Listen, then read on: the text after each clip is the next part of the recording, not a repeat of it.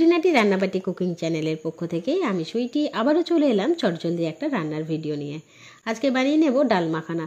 তবে এখানে ডাল মাখানাটা ওখানে অন্যরকম স্টাইলে বানাচ্ছি, কারণ বাড়িতে আগে ডালটা রান্না করে ফেলেছিলাম, মোটামুটি সেদ্ধ হয়ে গেছিলো, ছোকটা দেওয়া বাকি ছিল। তার মধ্যে ছেলে আবার আর্জি করে বসে আজ একটু ডাল মাখানা খাবে, তাই তার জন্য সেই ডালটাকেই একটুখানি অন্যরকমভাবে মাখানা দিয়ে ট্রাই করলাম।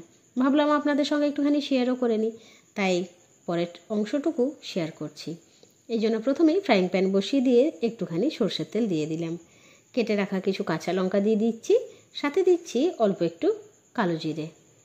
এবার দিয়ে দিলাম কিছু পরিমাণ মাখানা, সাথে অল্প একটু হলুদ দিয়ে নাড়াচাড়া করে মাখানাগুলোকে একটু ড্রাই রোস্ট করে নিচ্ছি। সুন্দরভাবে মাখানাগুলো নাড়াচাড়া করতে করতে বেশ একটুখানি হার্ডও হয়ে গেল। এবারে মাখানাগুলোকে প্যানের চারিদিকে ছড়িয়ে দিয়ে মাঝখানের অংশটা একটু ফাঁকা করে সেখানে দিয়ে দিচ্ছি আদা এবং কাঁচা লঙ্কার পেস্ট। এবার সবটাকে মিলেমিশে আবারও একটুখানি কষিয়ে নিচ্ছি। এরপর দিয়ে দিচ্ছি অল্প একটু জিরে গুঁড়ো, আবারও নাড়াচাড়া করে সুন্দরভাবে কষিয়ে নিচ্ছি।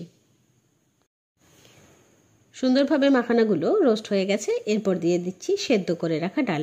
এখানে আমি মুসুর ডাল সেদ্ধ করেছিলাম শুধুমাত্র লবণ এবং হলুদ দিয়ে, আর অন্য কোনো রকম কিছু দিইনি। দেখুন কি সুন্দরভাবে ডাল মাখানা মোটামুটি চটজলদি রেডি হয়ে গেল।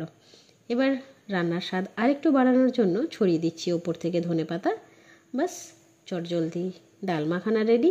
বাচ্চাও খুশি এবং তার সঙ্গে মাও খুশি। দুর্দান্ত পুষ্টিগুণ এবং স্বাদে ভরপুর এরকম ডাল মাখানা পেলে ভাতের পাতে আর ছেলে আর অন্য কিছু নিলই না।